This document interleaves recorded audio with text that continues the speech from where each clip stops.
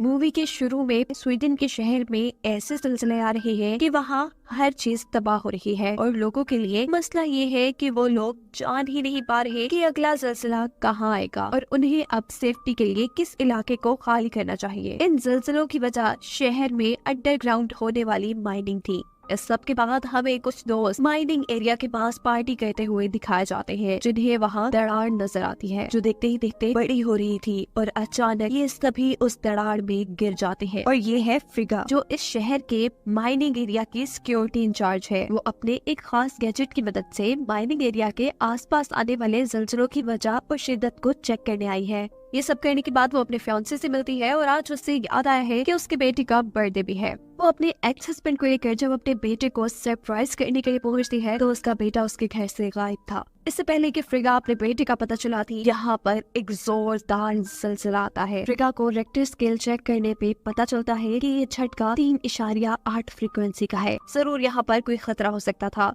इसीलिए वो अपनी बेटी को उसके भाई को ढूंढने का काम देकर वो माइनिंग एरिया की तरफ जाने का फैसला करती है। जैसे ही घर से बाहर निकली तो एक कुत्ता बहुत ही तेजी से इस शहर से बाहर की तरफ भाग रहा था, ऐसे जैसे उसे पता हो कि यहाँ कोई बहुत बड़ा खतरा आने वाला है। फ्रिगा इन चीजों को इग्नोर कर माइनिंग एरिया की तरफ पहुँचती है, क्योंकि यहाँ के पहाड़ों को फ्रिगा से बेहतर और कोई नहीं जानता। वो काफी अरसे से यहाँ की सिक्योरिटी इंचार्ज है। माइंस के अंदर इस वक्त 108 वर्कर फंसे हुए थे, जिन्हें बाहर निकालने का काम शुरू हो चुका था, लेकिन वो फिर भी खुद माइंस के अंदर होने वाले धमाके की जांच करने के लिए माइंस के अंदर जाने का फैसला करती है। उसके साथ उसका एक्स हस्बैंड भी अंदर जा रहा था, क्योंकि वो इस माइनिंग का इंचार्ज था। 520 मीटर अंदर जाने के बाद फ्रिगा पहाड़ों को खटखटाकर उन पे हुए नुकसान का पता चलाने की कोशिश करती है और उसे ड्रोन कैमरास की मदद से ये पता चलता है कि लगातार ब्लास्ट की वजह से पहाड़ों की ऊपरी सतह भी बहुत ज्यादा कमजोर हो चुकी है। इस बात को कंफर्म करने के लिए वो हथौड़ी से पहाड़ों की दीवारों के ऊपर हल्की हल्की चोट देती है और अचानक हल्की सी चोट से ही वहाँ काफी सारे पत्थर टूट जाते हैं और अंदर की तरफ उन्हें खोखला इलाका दिखाई देता है और ये सच में काफी खतरनाक हो सकता था। दूसरी तरफ फ्रिगा की बेटी अपने भाई को ढूंढ रही थी। उसे अपने दोस्तों से पता चलता है कि वो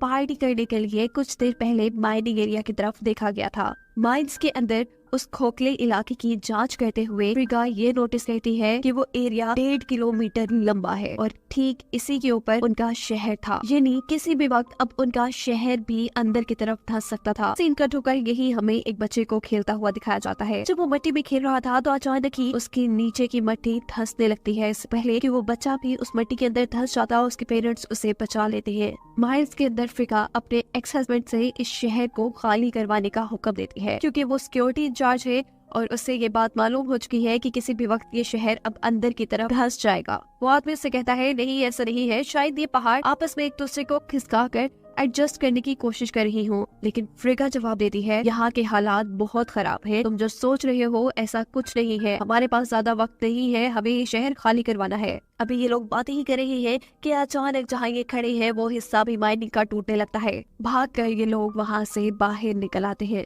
यहाँ फ्रिगा के फियांसे को रेस्क्यू टीम के जरिए पता चलता है कि इस मरतबा आए जिलजिले की वजह से इस शहर में मौजूद पानी के पाइप फट चुके हैं। कीड़े मकोड़े बहुत ही तेजी से जमीन से निकलकर शहर में आ रहे हैं और जानवर इस शहर को ऐसे छोड़ रहे हैं जैसे यहाँ कोई बहुत बड़ा खतरा आने वाला है। सिर्फ बात यही खत्म नहीं हुई, माइंस के अंदर 108 वर्कर भी फंस चुके हैं, जिन्हें कुछ ही देर पहले निकालने का काम फ्रिगा ने शुरू करवाया था। यहाँ से बाहर आने पे वो नोटिस करता है कि फ्रिगा की बेटी किसके पीछे भाग रही थी। वो भी निकलकर उनका पीछा करता है और इन दोनों को ही पकड़ लेता है। वो फ्रिगा की बेटी से इस सारे मामले का पूछता है तो फ्रिगा की बेटी बताती है कि ये मेरे भाई का दोस्त है और जरूर ये उसके बारे में जानता होगा। और वो लड़का अब इन दोनों को बताता है कि हम फ्रिगा की गाड़ी चुराकर माइनिंग एरिया की तरफ पार्टी करने के लिए गए थे। मैं बहुत ज्यादा नशे में होने की वजह से बेहोश हो गया था और अब मैं नहीं जानता कि फ्रिगा का बेटा कहाँ है।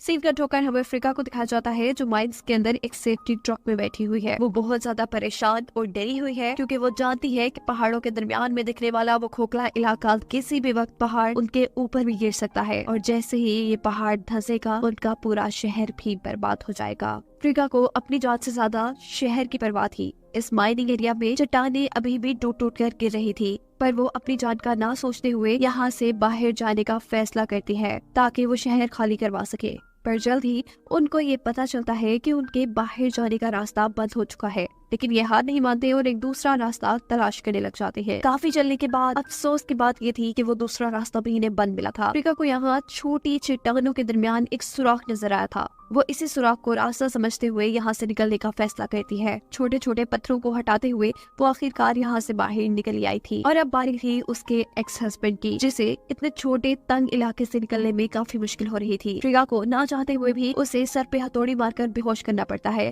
जिसके बाद वो खींच के उसे वहाँ से बाहर निकाल लेती है। इसके बाद काफी सारे फ्रिका के कुलीग बाहर आ चुके थे और अब बारी थी फ्रिका के आखिरी कुलीग की, तो जब उस छोटे से सुराख से बाहर निकलने की कोशिश करती है तो उसका पाँव छोटी चट्टानों में फंस जाता है। फ्रिका और उसे बहुत खींचने की कोशिश करती है, पर दोबारा चट्टानें हिलती है और छोटी छोटी चट्टानें उस लड़की के ऊपर गिर जाती है और ऐसे वो लड़की वहीं पर मर जाती है। सीन कट होकर फ्रिका के फियांसी और उसकी बेटी को दिखाया जाता है, जो उसके बेटे को ढूंढने के लिए माइनिंग एरिया की तरफ आ चुके थे, जहाँ पर मूवी के स्टार्ट में बच्चे पार्टी कर रहे थे। यहाँ पर एक बड़ी दरार भी देखी गई थी, जिसके अंदर से उन्हें किसी के फोन के बजने की आवाज आती है। ये लोग अंदर की तरफ देखते हैं, वहाँ एक फोन बज रहा था और एक बच्चा भी था। फ्रिका की बेटी जब अपने भाई को कॉल करती है तो उसका फोन दरार में नहीं बजता, जिसका मतलब है कि उसका भाई दरार में नहीं है। यहाँ फ्रिका माइंड से बाहर निकलने के बावजूद भी एक बहुत गहरे सदमे में थी, क्योंकि अभी अभी उसने अपनी बहुत ही प्यारी दोस्त अपनी कलीग को खो दिया था। फाइनली ये लोग इस माइंस से बाहर आते हैं और फ्रिका को उसकी बेटी की कॉल आती है, जिसमें वो बता रही है कि वो माइंस के पहाड़ों के ऊपर की तरफ है, जहाँ पर उसका बेटा पार्टी करने के लिए आया था। हो सकता है कि वो यही कहीं हो। उसकी बातें सुनने के बाद फ्रिका उसे कहती है, अब शहर की तरफ ना जाना, क्योंकि शहर किसी भी वक्त धंस सकता है। हो सके तो तुम उस शहर से दूर चली जाओ। शहर के अंदर फ्रिका के हुक्म पर वार्निंग अलार्म बजा दिए गए थे। अलार्म बजते ही शहर में अफरा तफरी मचना शुरू हो जाती है। सभी लोग सड़कों पे निकल आए थे और किसी को भी ये मालूम नहीं था कि आगे क्या होने वाला है। उनके देखते ही देखते यहाँ एक सड़क के अंदर भी बहुत बड़ी दरार आ जाती है। फ्रिका की कार भी उसके अंदर फंस जाती है, जबकि लोग यहाँ हक बक खड़े रह जाते हैं। फ्रिका और उसका एक्स हस्बैंड लोगों को चीख चीख कर इस शहर से दूर भाग जाने को कह रहे थे अपनी जान बचाने के लिए, पर कोई भी उनकी बात सुन नहीं रहा था। कुछ ही सेकंड में सड़क में आई दरार और भी ज्यादा बढ़ जाती है। इसके अंदर फ्रिका की बेटी भी थी। फ्रिका का फियांसी वक्त रहते ही उसकी बेटी को अंदर से बचा लेता है और दूर खड़ी फ्रिका देखती है कि माइंस के पहाड़ अंदर की तरफ धंसने लग गए हैं। इस सभी चीज को कुछ ही सेकंड गुजरते हैं और सारा शहर जमीन के अंदर धंसने लग जाता है। पूरे शहर में पहाड़ों की टूटने की डस्ट धुएं की तरह फैल जाती है और देखते ही देखते शहर के बहुत से लोग इस तबाही में मारे जाते हैं, जिसकी वजह से फ्रिका और यहाँ बचे सभी लोग सदमे में आ चुके थे। जख्मी लोगों को हॉस्पिटल पहुंचाया जाता है। फ्रिका भी इस टाइप हॉस्पिटल में ही थी, जहां पर उसे उसकी बेटे की दोस्त बताती है कि उसका बेटा आखिरी पार्टी करने के लिए माइल्स के करीब स्कूल में गया था। पता करें, शायद वो आपको मिल जाए। बिना कुछ सोचे समझे फ्रिका अपनी पूरी फैमिली को लेकर स्कूल पहुंच जाती है, जहाँ वो पूरी तरह तबाह हो चुका था। उन्हें यहाँ डर भी लग रहा था कि शायद उसका बेटा मर सकता है, लेकिन वो एक मरतबा चेक जरूर करते हैं। थोड़ा आगे जाने पर एक जख्मी लड़की के साथ उनके बेटे की आवाज उन्हें सुनाई देती है। फ्रिका के बेटा अब उसके सामने नीचे रूम में एक बेसमेंट में गिरा हुआ था, क्योंकि उसके ऊपर से छत गिर चुकी थी। फ्रिका सबसे पहले जख्मी लड़की को बचाने के लिए एक रस्सी उन्हें देती है। यहाँ पर फ्रिका की फैमिली भी आ जाती है और फ्रिका उन्हें ज्यादा आगे आने से मना करती है, क्योंकि वो जानती है कि यहाँ की जमीन बहुत ज्यादा कमजोर हो चुकी है और इसके नीचे एक बहुत बड़ा खला भी है, बिल्कुल वैसा ही खला जो उसने पहाड़ों के अंदर देखा है। इससे पहले कि फ्रिका यहाँ पर उस जख्मी लड़की को बचा लेती, फ्रिका की आंखों के सामने वो लड़की मर जाती है और अब फ्रिका अपने बेटे को बचाने के लिए एक पाइप के जरिए उस दरार के अंदर आती है। इससे पहले कि वो अपने बेटे को बचाती, यहाँ वो हिलती है और एक सरिया जोर से उसकी टांग के अंदर घुस जाता है। खून से लथपथ फ्रिका अभी भी अपने बेटे का सोच रही थी। वो अपने बेटे से कहती है कि तुम्हें अगर मेरा फियांसे ज्यादा पसंद नहीं है तो मैं तुम्हारे लिए उससे शादी नहीं करूंगी और मैं तुम्हारे कहने पर तुम्हारे डैड के साथ रहने लगूंगी। जबकि उसका बेटा उसे कहता है, नहीं मॉम, मैं तो बस ये चाहता हूँ कि आप खुश रहे हमारे साथ। फ्रिका जवाब में कहती है, मैं भी तो बस यही चाहती हूँ। इनकी बातों के दौरान ऊपर रस्सी से लटका एक टेबल इनकी तरफ गिराया जाता है। फ्रिका का बेटा उस टेबल से लटक कर फ्रिका के पास आता है उसकी मदद करने के लिए, जहाँ फ्रिका की टांग के अंदर सरिया अभी भी घुसा हुआ था। दूसरी तरफ उसकी बेटी भी उसकी जान बचाने के लिए उस सिंक होल की तरफ आती है। ये दोनों मिलकर अपनी मोम की टांग से सरिया बाहर निकाल लेते हैं और उसे वहीं बिठाते हैं। पहले फ्रिका का बेटा ऊपर की तरफ जाता है और इससे पहले कि ये लोग फ्रिका को भी बचा कर यहाँ से ऊपर ले जाते, जिस जगह फ्रिका बैठी थी वो हिस्सा भी टूटने लगा था। फ्रिका मर सकती थी, लेकिन ये लोग हार नहीं मानते उसकी बेटी टेबल को झुलाते हुए टेबल उसके पास ले आती है और फ्रिगा भी उस टेबल के ऊपर जंप कर देती है। टेबल पर वजन काफी ज्यादा हो चुका था।